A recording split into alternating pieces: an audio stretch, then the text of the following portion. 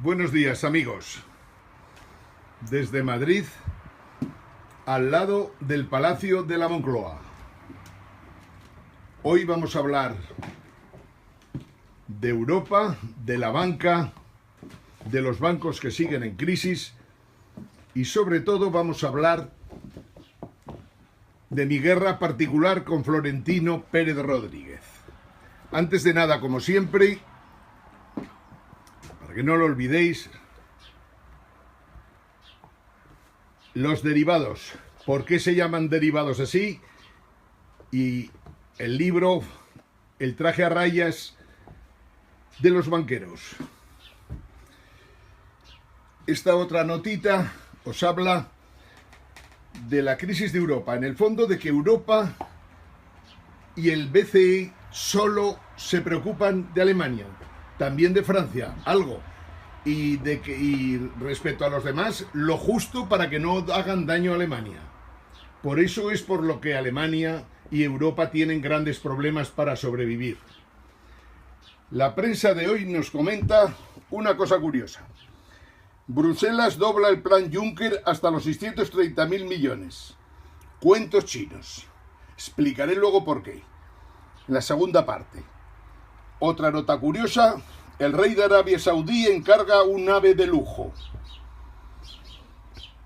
El rey de Arabia Saudí, lógicamente, encargó a Talgo y a otros muchos obras en Arabia Saudita, que por cierto no se han terminado todavía y de la que hablaremos alguna vez, puesto que guardan relación los problemas de Talgo con lo que ocurrió en Angrois no hace mucho tiempo y que no hemos olvidado ni olvidaremos jamás. Vuelvo a señalaros unos libros: El cura y los mandarines, de Gregorio Morán, que pone a caldo al mundo de la cultura y comunicación española.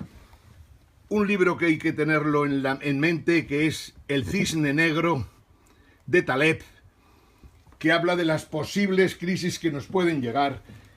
Y tres libros más. Uno, El retorno de la historia, de Robert Kagan, que de alguna manera reconoce sus errores del pasado.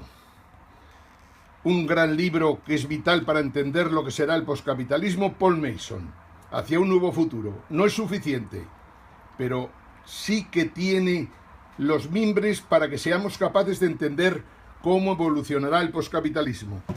Otro libro que siempre me gusta mostraros es La revolución de la riqueza, de Alvin Toffler. Un gran libro que guarda una gran conexión con lo que hablamos nosotros sobre cómo será las transferencias de riqueza cuando surja la crisis. Buenos días, amigos, pues.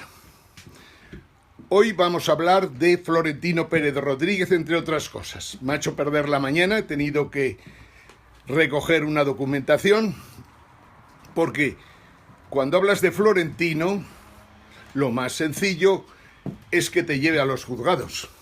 Y por lo tanto llega un momento en que los ciudadanos de bien, la gente honrada, la gente que ha trabajado y sudado, la gente que cobra pensiones, la gente que se preocupa de los demás, la gente que está harta de que exista en España desigualdad, de que la corrupción siga sin frenarse en ningún momento, es hora de conseguir unas cuantas cosas en España. Una, recuperar la justicia. Mejor dicho, conseguir que la administración de justicia que existe hoy día, algunos la llaman administración de injusticia, se convierta en un poder judicial constitucional independiente, básico, si queremos que España siga funcionando. España, os he dicho que está muy mal, francamente mal. Nunca ha estado tan mal. El sistema político se cae, se rompe. Hay pocas instituciones que se conserven. Y sin embargo, dentro de todos los males, el más grave, y por muchísima diferencia, es la administración de la justicia, que tiene que conseguir que los jueces sean independientes y que nadie pueda mediatizar la justicia en España. Hoy cuando venía, aunque ya os lo iba apuntando, y quiero que me ayudéis, voy a recoger con vuestra ayuda, con la de todos aquellos que podéis tener influencia en los medios, de todos aquellos que os dedicáis a la política o que estáis en contra de los políticos. Quiero recoger 1 millón de firmas y quiero que me ayudéis. Se trata de que todos seamos iguales ante la ley. ¿Qué quiero decir con esto? La idea mía es que es hora de plantearse que la justicia haga un análisis exhaustivo, pero en último caso un muestreo de cierta envergadura que permita saber en qué se gastan los presupuestos de justicia en España en cuanto a que quiénes son los que más utilizan los tribunales de justicia en España. Y dentro de los que más utilizan los tribunales de justicia en España, personas concretas. ¿Qué personas concretas denuncian a más periodistas en España? ¿Qué empresas concretas denuncian más a directivos o miembros de sus juntas de accionistas? ¿Qué personas en España usan y abusan, aprovechando sus decenas de abogados, para dificultar una defensa cuando te enfrentas a ellos? Bien, lo que quiero aquí en el fondo es 2 cosas importantísimas de momento. Una, que los partidos políticos, todos ellos a los que me dirigiré próximamente, a sus secretarios generales, faciliten la creación de una comisión de investigación en el Parlamento, en el Congreso de los Diputados, que permita hacer ese análisis de la justicia española para plantearse seriamente su reforma total que la dote de un poder constitucional independiente en su día, con presupuestos propios y con sus sistemas de elecciones nuevos. Pero para llegar a eso, también tenemos que saber qué pasa en los tribunales españoles de todo tipo. Hablo de los tribunales de instrucción, de las audiencias provinciales, de los tribunales superiores de justicia autonómico, hablo del Tribunal Supremo, hablo del Tribunal Constitucional, hablo del Consejo General del Poder Judicial. Tenemos que saber clarísimamente, y por eso mi petición de recogida de 1 millón de firmas, qué pasa en los tribunales.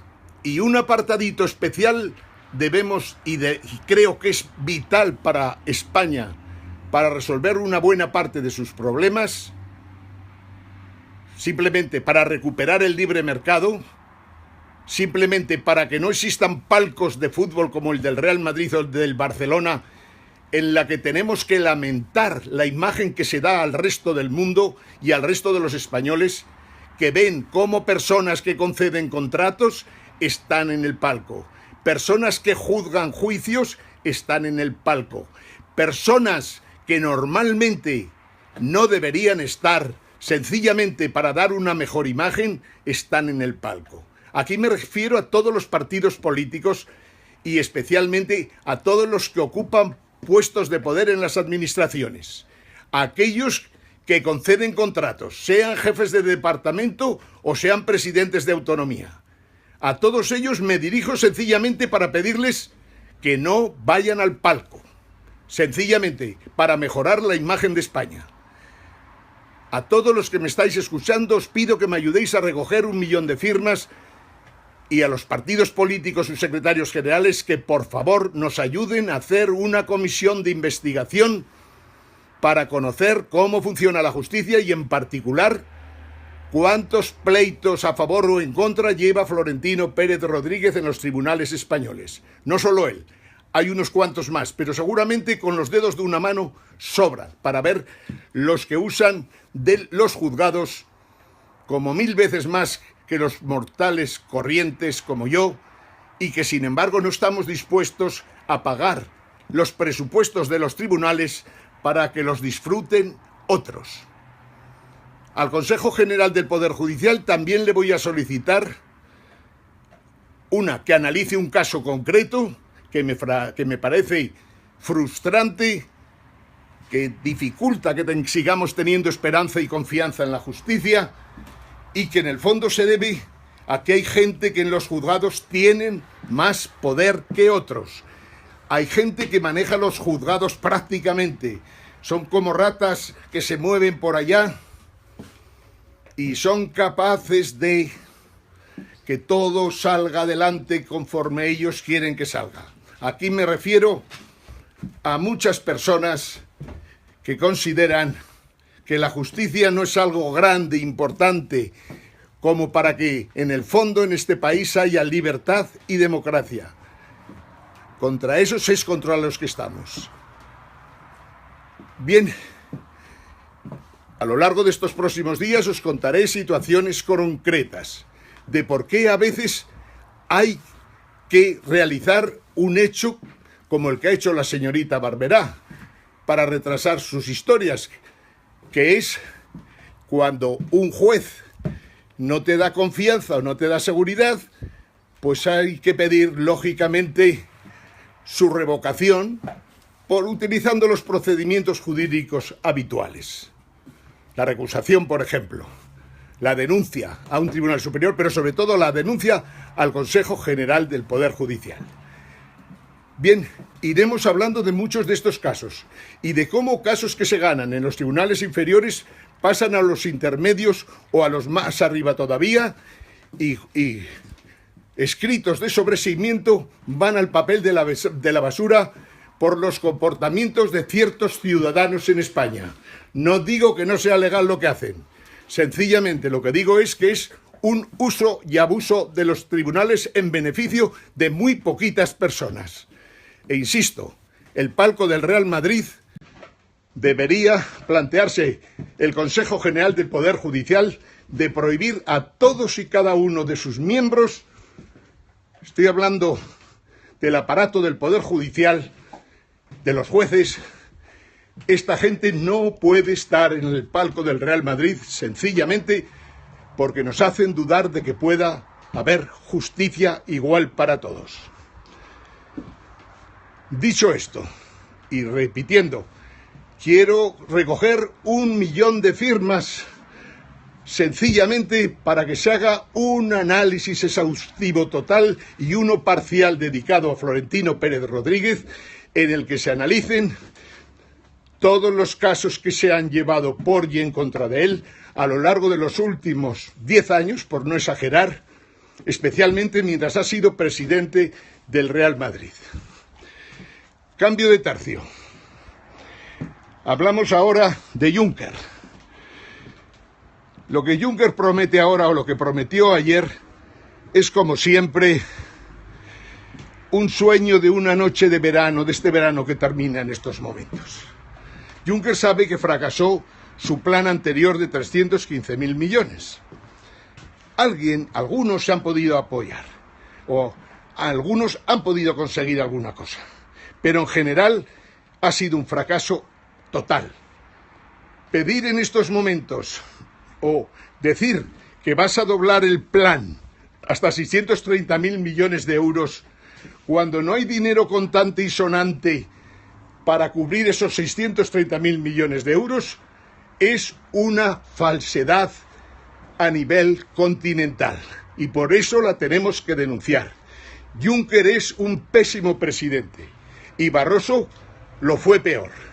Curiosamente, Juncker, muy mal presidente, denuncia a Barroso por dejarse contratar por Goldman Sachs, uno de los grandes bancos de inversión a los que criticamos siempre y que lo seguiremos criticando porque es otra de las entidades del mundo, ahora ya no hablo de España, que usa y abusa de su poder tras cometer delitos sin cuento.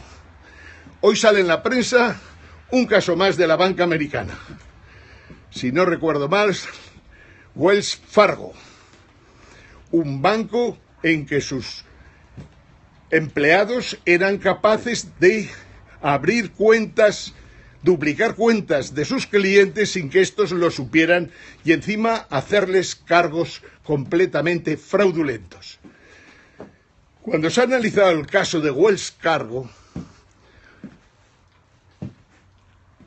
Fargo, nos hemos encontrado con la sorpresa de que las autoridades, digamos, de control dicen que esto es muy común lo que hacía esta gente. O sea, vosotros tenéis cuentas en un banco y ahora, sin que vosotros lo sepáis, los empleados de ese banco, igual que hacían con las preferentes, pero de otra manera, o con los cocos, o con San Pedro Bendito, os abren unas cuentas de las que no tenéis constancia. Eso lo ha hecho la banca americana, lo que ha querido, y sin embargo se ha llegado a considerar que era algo normal. Eso supone que el fraude a nivel de un Estado o de unos Estados Unidos de América de más de 300 millones de habitantes sea algo comprensible. Pues no, señores, ni es comprensible ni lo entenderemos jamás. He dicho muchas veces que de los dos grandes problemas que hay en estos momentos en el mundo, el mayor es que no tenemos solución para el sistema monetario internacional hoy día, que el dinero fiat, el fiat money, el dinero billetes, que no tienen ningún respaldo detrás, ha sido un fracaso. Como ha sido un fracaso las políticas de los bancos de todo tipo y variedad, pero especialmente de los bancos que compartían la banca de inversión y la banca comercial, y que se metieron en proyectos de productos financieros para los que no tenían ninguna preparación y, desgraciadamente, fueron muy imprudentes en sus lanzamientos. Lo más grave de todo es que los presidentes de los grandes bancos tenían a su cargo gente teóricamente muy inteligente, que desarrollaban modelos basados en hechos falsos y consiguieron emitir billones y billones de derivados que hoy día todavía siguen ahí y no hemos sabido cómo resolverlos, a pesar de que, como os he dicho tantas veces, son verdaderas bombas atómicas. Y no es broma la cosa. Repetimos por enésima vez, hay 555 billones de los de 12 ceros en el mundo. Es una aberración en el sentido de que solo un billón de esos es capaz de provocar, en algunos casos, un agujero de 10 billones. Pero podría ser muchísimo más según las circunstancias. Estos billones de derivados afectan a muchas cosas. A operaciones de deuda a un tipo de interés que se cambian por otro, a operaciones de commodities, a operaciones a veces más razonables como podían ser las formalizaciones de contratos entre ciudadanos de unos países y otros que tratan de eliminar el riesgo, pero también son esos derivados a veces capaces de gente que no compra, por decirlo de alguna manera, imaginemos, una emisión de deuda española por 5.000 millones. No compran la deuda española, compran los CDS que tienen que ver con esa deuda. Les cuesta un porcentaje de la deuda. El día de mañana, si el Estado español, o el Estado alemán, o Italia, o Portugal, o Grecia, no paga esa deuda, los señores de los CDS pueden ejecutar perfectamente a estados enteros. Bien, este es el problema que tenemos en estos momentos y que, como os he dicho, ni tiene solución rápida, ni de momento parece que haya claras ideas de cómo resolverla. Hay gente que piensa en una nueva moneda internacional. Hay gente que cree que habrá que pensar en quitas, que habrá que pensar en los jubileos. Eliminación de deudas de todo el mundo, de los bancos, de los particulares, de las empresas, sencillamente borrar las deudas. No sé cómo será, pero desde luego que se borrarán deudas, nadie tiene la menor duda. El problema es lo que se haga antes de que se tome la decisión de borrar deudas. Y ahí es donde tenemos que tener ojo vigilante con Francia, con Alemania, que dentro de Europa son los países menos serios a la hora de controlar todas las operaciones que realizan sus bancos quebrados. Bien, hemos dicho hoy que os recomendaba que sepáis cómo fue la transición española. La transición española, que algunos dijeron que fue el gran éxito de España, no ha sido más que un fraude total para los españoles, en el que colaboraron muchísimas gentes, unos con buena voluntad y otros con muy mala voluntad. Lo que es cierto es que hay un libro que pone punto sobre la i, El cura y los mandarines, de Gregorio Morán, que nos cuenta la vida y milagros de gente variadísima que sigue todavía al frente de periódicos, de gente variadísima que ha soportado, por decirlo de alguna manera, la cultura en los últimos años, y por descontado tenemos que tener muy en cuenta, perdonar que se me estaba yendo la imagen y no lo puedo ver porque estoy solo en estos momentos haciendo este reportaje.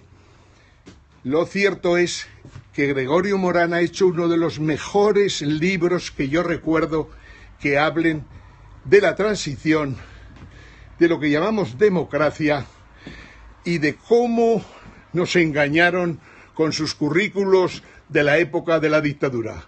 Hay muy poca gente que se salve, desgraciadamente, leerlo porque merece la pena. El libro de Paul Mason, Postcapitalismo, es francamente muy bueno. Es cierto que se ha quedado corto en cuanto a cómo pasamos del capitalismo al poscapitalismo. Sí que ha definido muy bien, y hay que tomarlo en consideración, que el neoliberalismo se muere, en parte por sus éxitos y en parte porque quebró prácticamente la economía mundial en el año 2007 como referente, cuando Lehman Brothers cae estrepitosamente y se produce un temblor en el sistema financiero muy grave, pero nada en comparación con el cisne negro que nos puede llegar cuando en cualquier momento uno de esos billones de derivados del Deutsche Bank, por ejemplo, entre y tenga serios problemas. La idea que yo tenía con este programa era enseñar cosas. Y ayer preparé otras cosas. Ayer pensé que sería interesante que conocierais cómo funcionan los cocos. Porque es más interesante financiarse con acciones o cocos o acciones. También pensé en que quizás haya que hacer una lectura seria de las preferentes. Hay que hacer una lectura seria de las titulaciones de las hipotecas que hicieron los bancos españoles. Y hay que hacer un análisis muy serio del uso y abuso de los bancos españoles y extranjeros que operan en España. Desde aquí os lanzo una idea.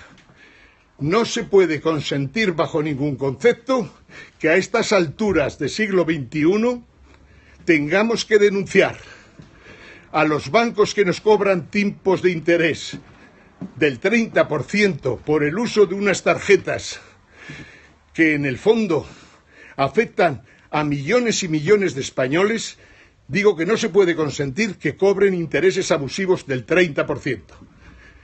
Eso, en realidad, para atacarlo hay que acudir a la ley de la usura de 1905, si no recuerdo mal. Tiene bemoles que tengamos que echar mano de una ley de 1905 cuando ha pasado toda una dictadura, toda una época terrible años atrás, y luego todo lo que llamamos la democracia, que deja muchísimo que desear.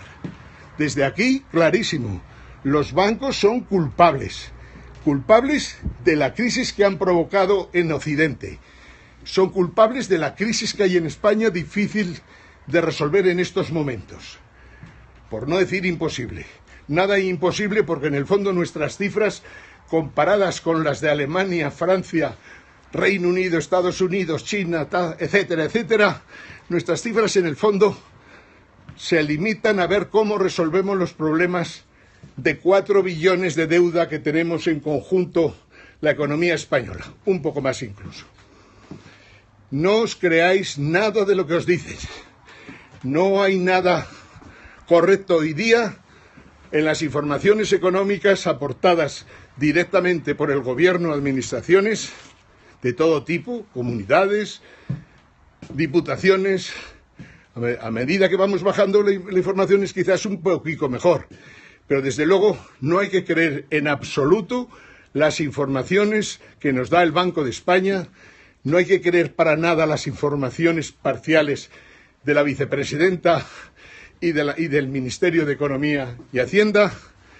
No hay que creer nada de lo que nos dicen televisiones contaminadas.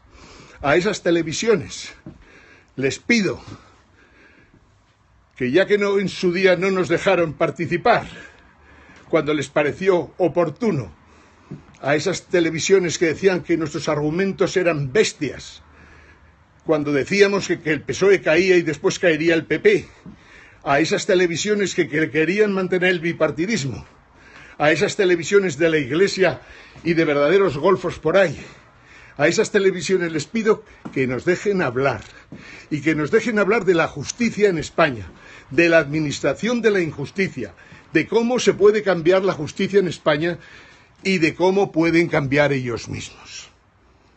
En fin, amigos, no me quiero extender más. Podría estar día y noche hablando de Florentino Pérez Rodríguez, de la justicia española, de la injusticia, de los bancos o de los banqueros que merecen un traje a rayas, y de la corrupción y la podredumbre del sistema político español en estos momentos, que ya no aguanta más.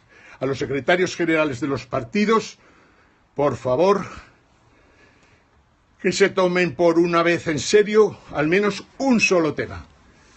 Hay que conseguir que la justicia en España sea independiente, que los jueces elijan a los jueces y que ningún juez vaya a ningún palco del Barcelona, de Valencia, del Real Madrid, del Zaragoza.